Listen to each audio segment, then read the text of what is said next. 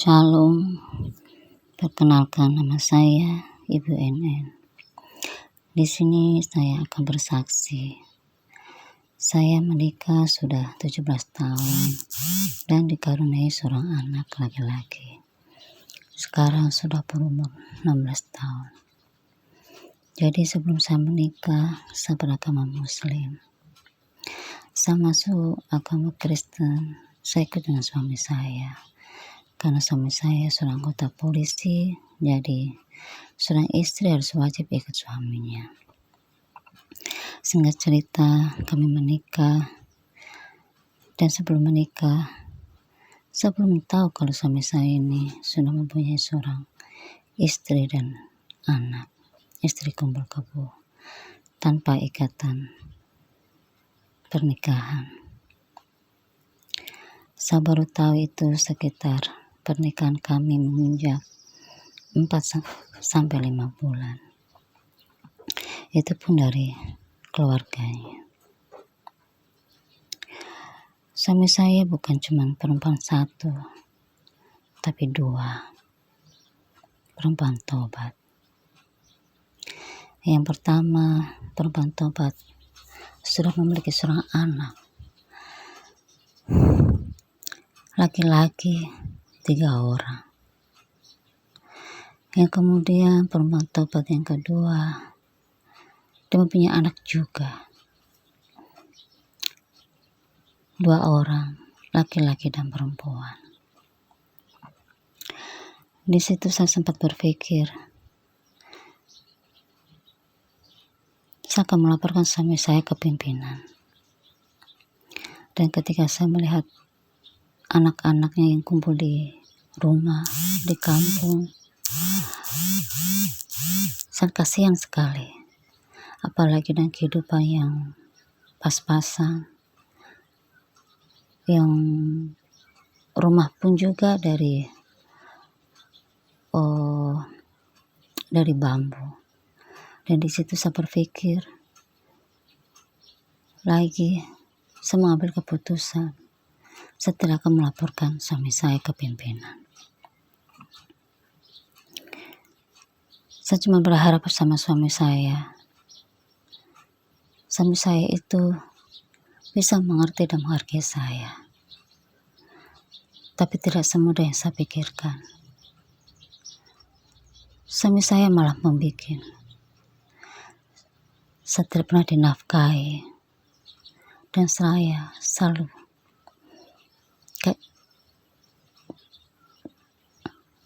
jadi korban KDRT dari suami saya.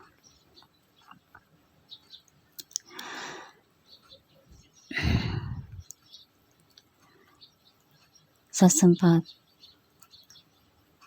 berpikir lagi, saya mau pisah dari suami saya. Tapi di situ, karena saya masih hamil, saya mengurungkan niatnya lagi untuk tidak minta pisah dengan suami saya.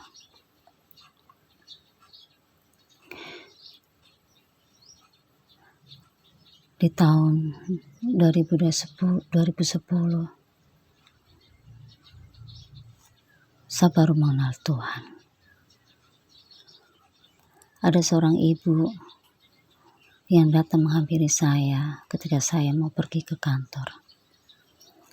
Kita berdua naik angkut, dan ibu-ibu ini bertanya sama saya, Ibu kerja di mana? Saya bilang, saya belum pernah ke gereja, dan saya juga belum bisa berdoa. Dari situ, ibu-ibu ini membawa saya pergi ke gereja hari Minggunya. Ibu ini datang ke rumah, jemput saya untuk pergi ibadah. Dan dari situ saya baru tahu, baru bisa berdoa, menyanyi, menyembah dari situ. Singkat cerita, perempuan tobat ini yang pertama, dia meninggal karena sakit dan meninggalkan 3 orang anak laki-laki yang sekarang sudah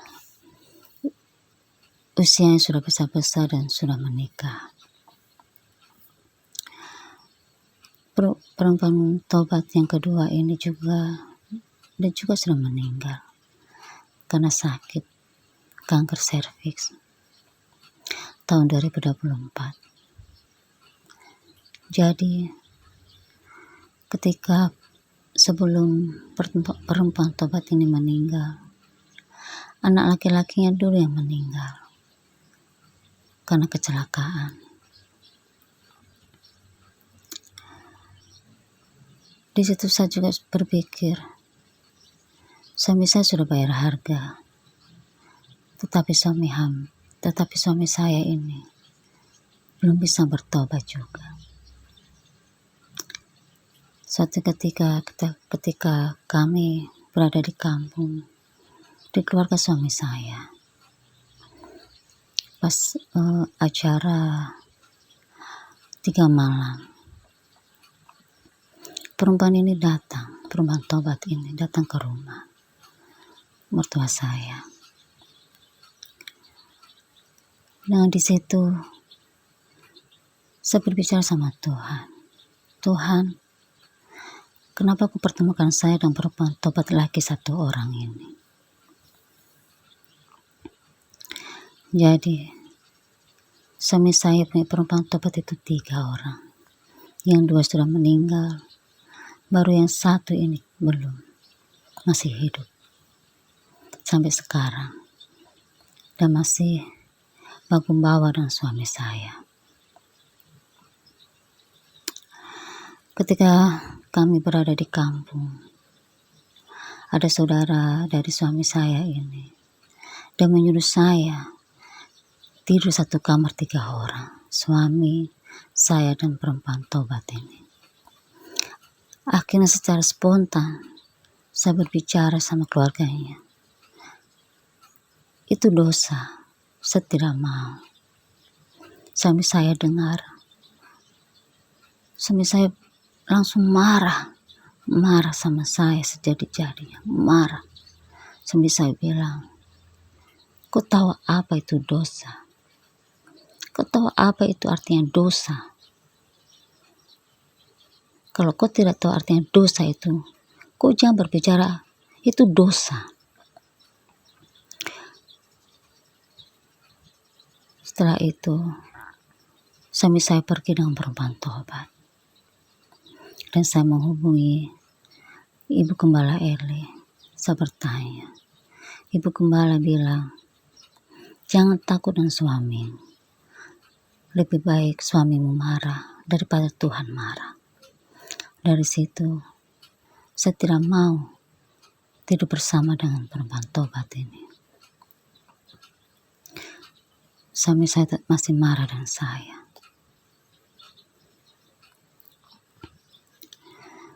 Singkat cerita,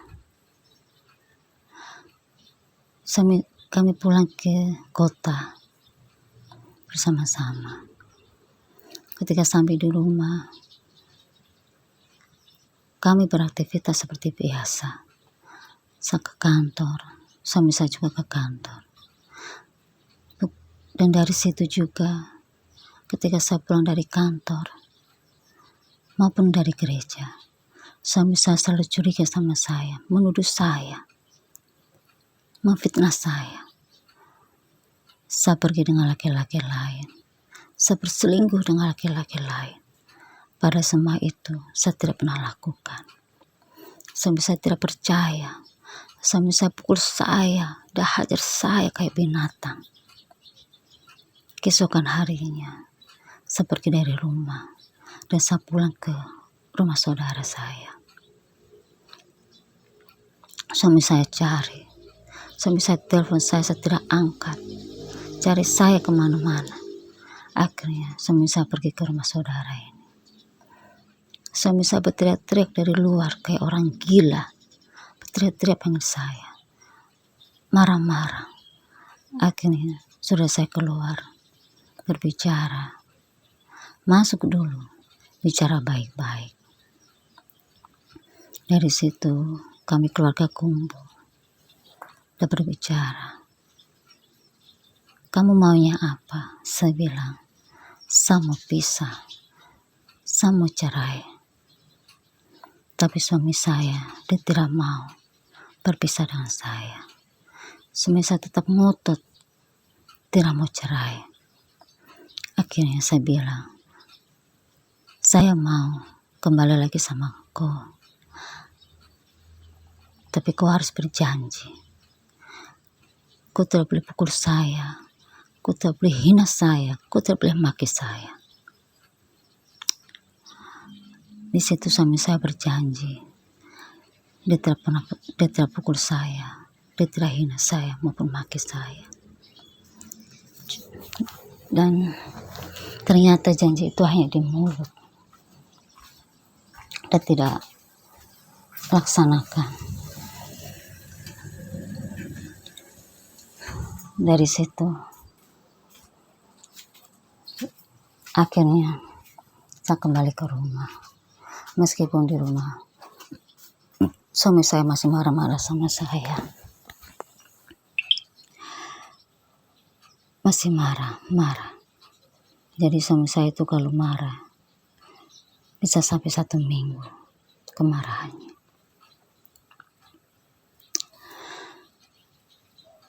Dan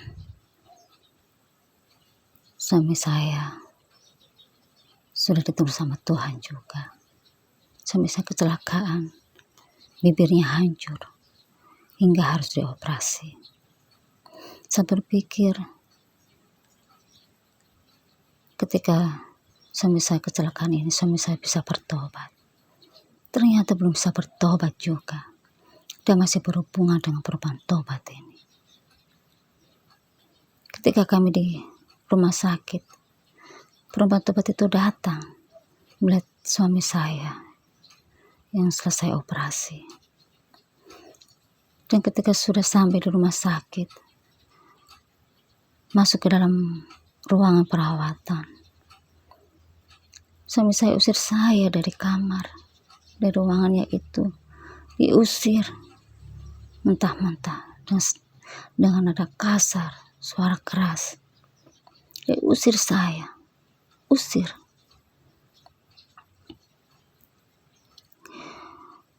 Perempuan tobat itu merasa bangga karena suami saya membela perempuan tobat ini, bukan saya, istrinya. Dan dari situ akhirnya saya keluar dengan rasa kecewa, sakit hati.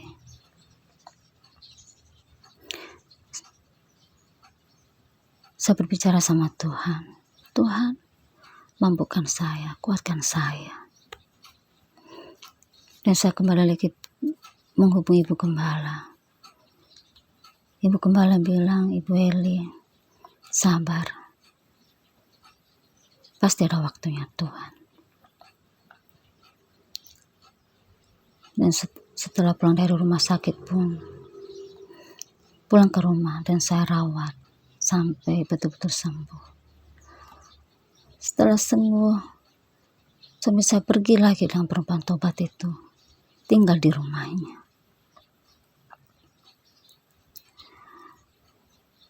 Dari situ juga, Tuhan, kuatkan saya, mampukan saya, Tuhan.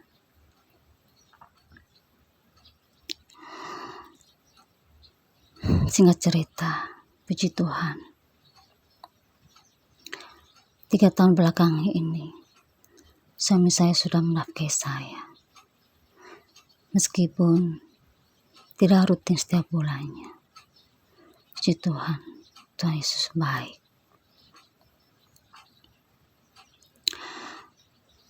Saya dikuatkan sampai saat ini, itu berkat khotbah-khotbah Ibu Eli.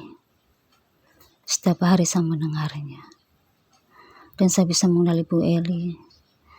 Saya mencari di IG dan saya DM Ibu Eli, minta nomor HP. Sewaktu-waktu saya mau konseling dengan Ibu Gembala. Terima kasih buat Ibu Gembala Eli. yang selalu menguatkan saya. Terima kasih sampai saat ini masih menjadi mentor saya. Terima kasih Bu Gembala.